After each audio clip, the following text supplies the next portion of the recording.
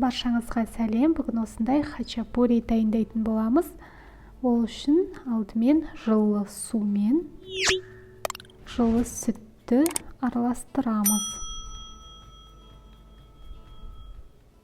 Одан соң үстіне 1 шай қасық қант, 1 шай қасық дрожь саламыз, ашытқыны саламыз. Барлығын араластырамыз.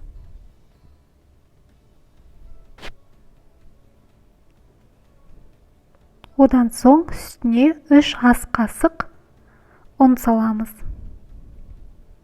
Тағы да барлығын араластырамыз.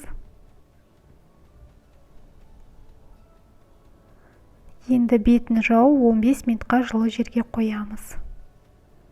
15 минуттан соң ұн салып қамыр илейміз.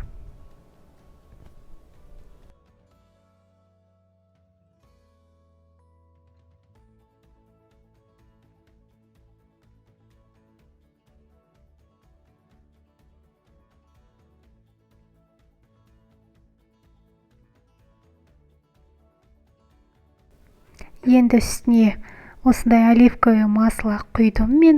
Сіздерде болмаса, онда кәдімгі өсімдік майын құйып илей берсеңіздер болады. Осылай орап, енді бетін жауып, жылы жерге көтерілгенге дейін шамамен 40-45 минутқа жылы жерге қалдырамыз. Енді начинкасын дайындай береміз оған дейін. Алдымен біз сырды осындай күштен өткіземіз, ең үлкен көзінен өткіземіз. Міне осылай өткіздік. Енді үстіне 50 миллиграмм сүт құямыз.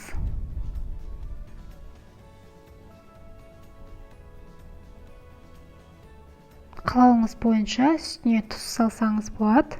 Мен шым-шым тұз салдым. Барлығын араластырамыз. Міне осындай начинка пайда болды бізде. Енді қамырымыз көтерілді. Қамырды теңдетіп 2 бөлікке бөлеміз. Бізде бұл қамырдан 2 хачапури шығуы керек.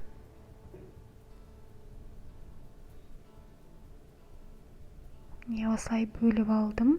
Енді бұны дөңгелектеп, сосын жаямыз.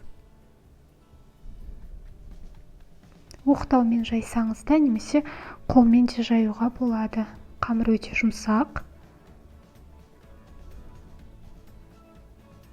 Тегістеп алып, енді біз начинкамызды 2 шетіне жаямыз.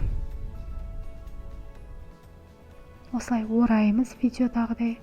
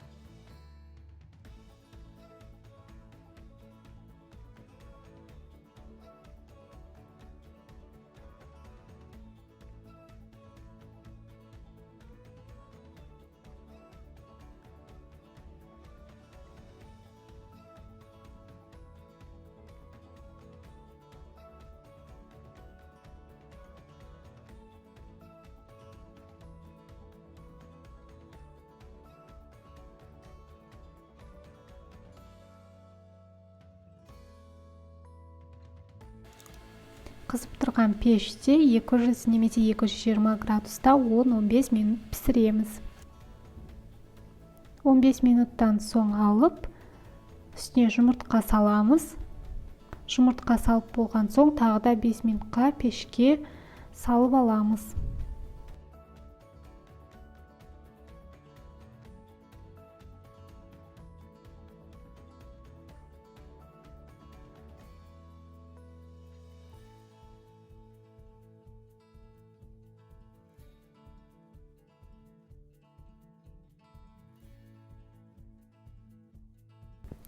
Осымен біздің хачапурimiz дайын, өте жұмсақ, дәмді болып шығады. Міндетті түрде жасап көріңіздер. Ұнаса лайк басып пікір қалдыруды ұмытпаңыз. Және менің каналыма жазылып қойыңыз.